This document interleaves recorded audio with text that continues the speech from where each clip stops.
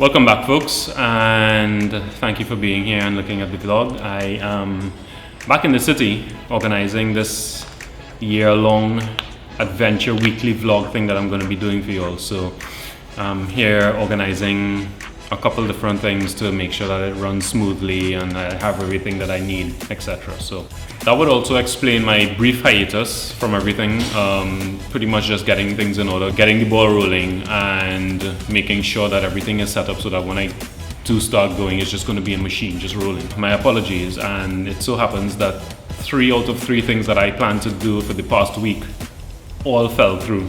But to make up for that, there's a particular episode I've been dying to do and I've been mentioning in a couple of vlogs that's going to happen at the end of this week. So get ready for that. So I know I have been a bit cryptic about the details about this adventure vlog that's going to be happening over the next 12 to 18 months. With good reason, because the first week of October I'll be heading to Bocas del Toro and bringing that area to you. So for those who are familiar with Panama, you know exactly what's coming. And for those who aren't, just do a Google search and trust me, this one is going to be really good. The adventure starts there and it's going to be in a couple of weeks. If you don't want to miss those, make sure to subscribe and hit that little notification bell at the side so that you don't miss when those uploads go up. So make sure to subscribe, and it also helps the channel, of course. So forgive this shrubbery happening here, all that's part of the plan to get neatened up and all of that, so it'll be fresh for the adventure. This is all gonna make sense eventually. So this is going to be a question and answer session. I've been looking at your comments, I've been reading the questions, and I figured, okay, let me address some of them as much as I can in this space of time, and hopefully you get some value and you get to know me a little better based on these questions. So here goes. The first question is from Cindy, and she's asking, who is Adventure Rich? What's your family like? Do you have any brothers, sisters? Where do you prefer to reside? Have you ever been to Canada? A lot of questions in one, so I will try to go through this one by one and answer them as quickly as possible. Who is Adventure Rich?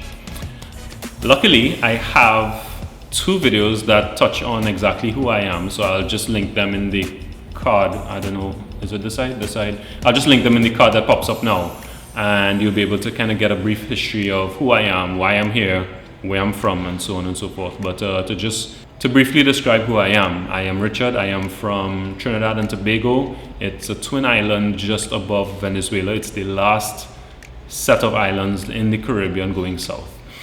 I've been here in Panama from January, and when I was supposed to go back home in April, I couldn't because of the pandemic. And it's such that I am still here based on the fact that I can't travel back home. Do I have any brothers and sisters? Many adopted brothers and sisters, but I don't actually have any siblings of my own. I mean, I am the only child. Where do I prefer to reside? That changes every 10 years. As much as I love Trinidad and Tobago, I want the experience of touching a couple different places in the world and being able to stay there and appreciate those places for a period of time. And so the top of the list would be Hawaii, and then I would obviously want to reside in places like Thailand, Bali. Of course, I am partial to places with good waves because I'm a surfer. So I would love to live in places that actually have good waves and day in, day out. So I'll be able to just get up in the morning and run out there with my surfboard and have a 2-hour session before starting work. And then when I come back home from work, another 2-hour session before the sun goes down. So ideally, that's what I would like. Those are the places that I would like to live and experience. And also, you know, a couple of cool places like Canada. Banff looks like an amazing place to visit. I don't know if I would live there, but I would definitely visit. And there is Iceland, Norway. I mean, the landscape of those places looks mind-blowing. So I would love to visit those places. But as far as living, Hawaii is definitely on the top of my list. And the last question from Cindy, where do you see yourself after the pandemic is over? Will you go back home or will you travel some more? The answer is yes to both. I have to go back home, and I would love to travel some more. I embarked on a mission at the beginning of 2019 to be able to visit a specific number of countries per year. I had no idea how I was going to do that, but my passion is traveling, adventure, exploration. So I was going to find some way or means to be able to get that done. So it's a yes for both of those questions. Joanna Goodman, who is asking, what was your job in your country? And can you still do that work in Panama? So my job when I was in Trinidad, I was actually running my own media company. So I did photography, cinematography for things like commercials, weddings, corporate events, etc.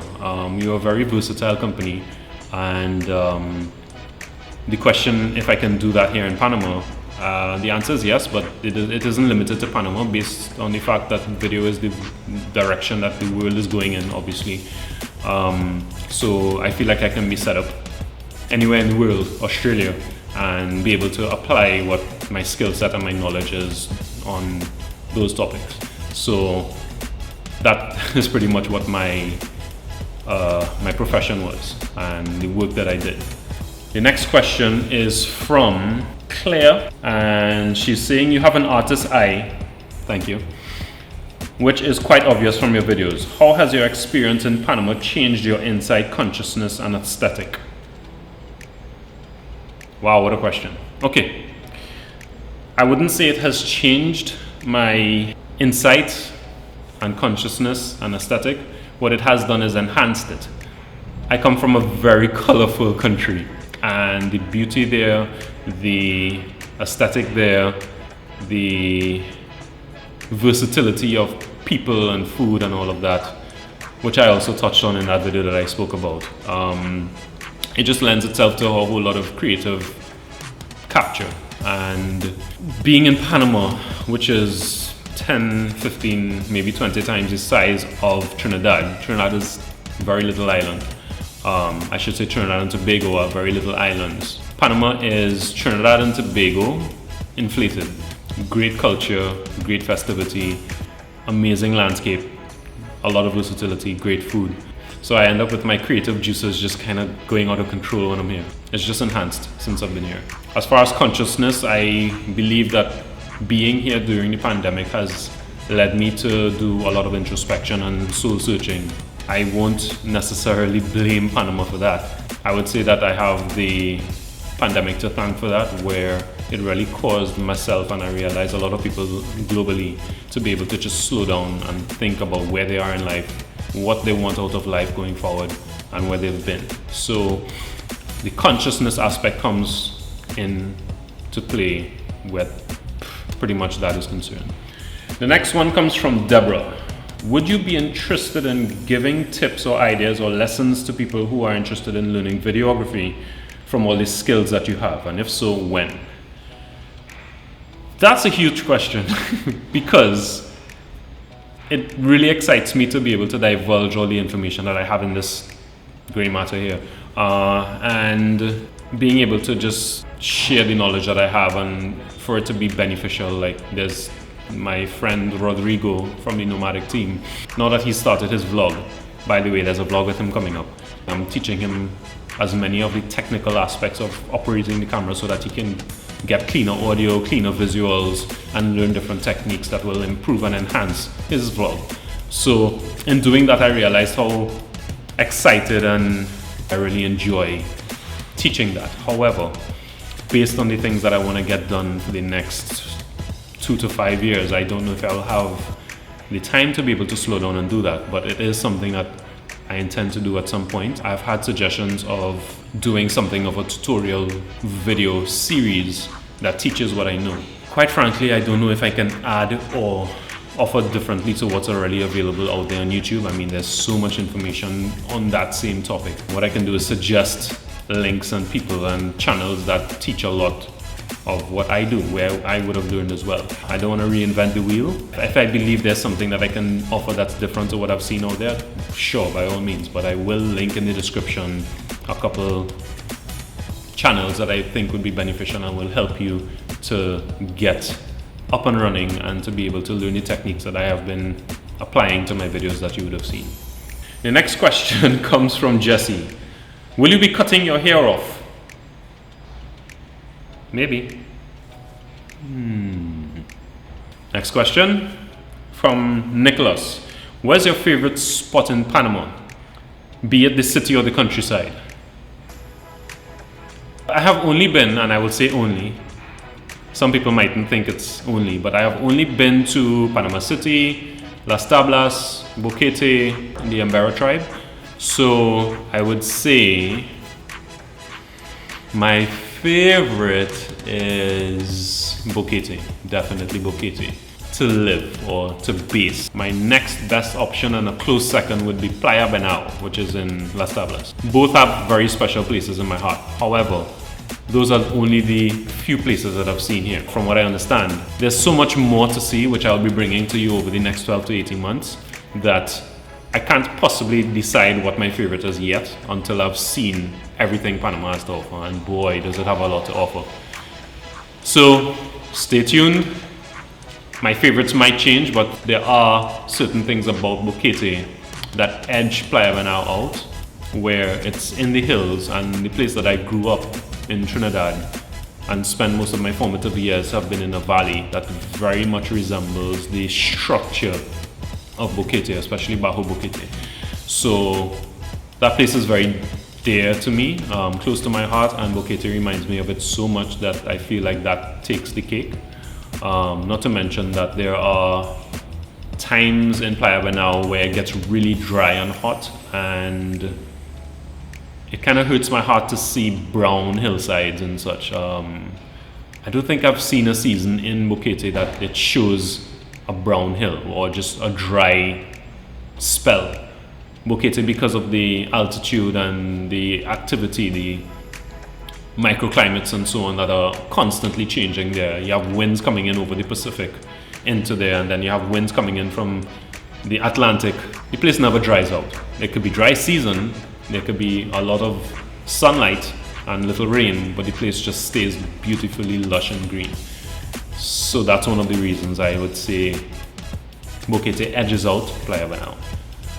But the waves in Playa Benao though. The next question comes from Pat.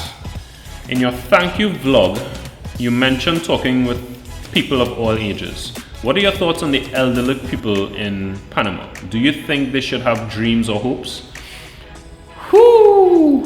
Who would be the type of persons you would interview for your podcast? So many questions. Especially, what are your thoughts on the age, people, relationships, and humanity?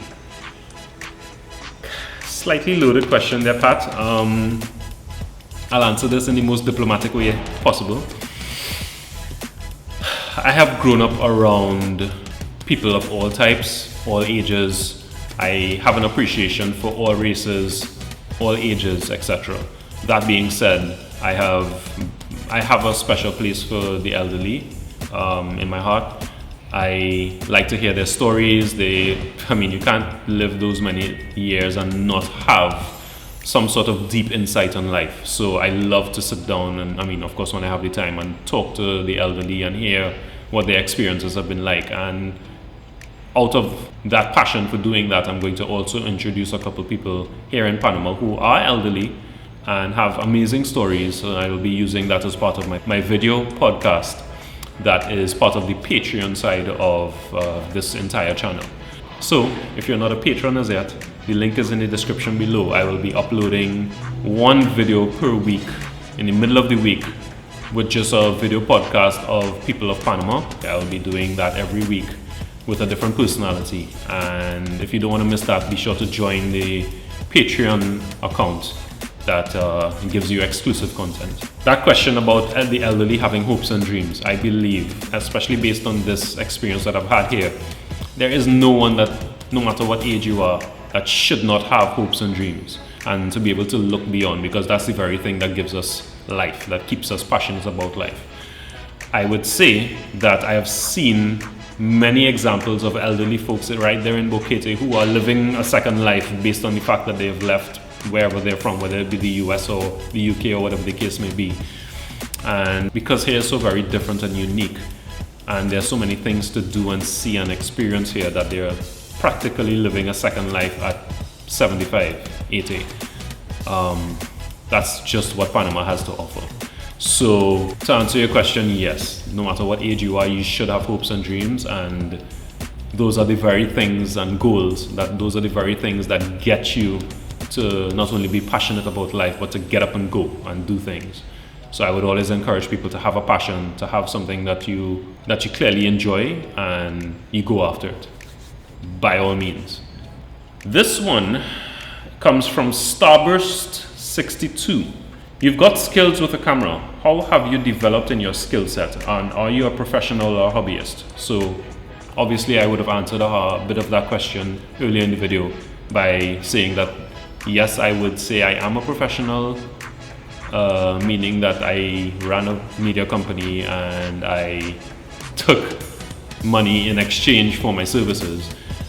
I don't feel I can call myself a professional because I haven't been formally trained, but I would also say that in being self-taught, I do things very differently than the traditional means of training in the field that I'm in.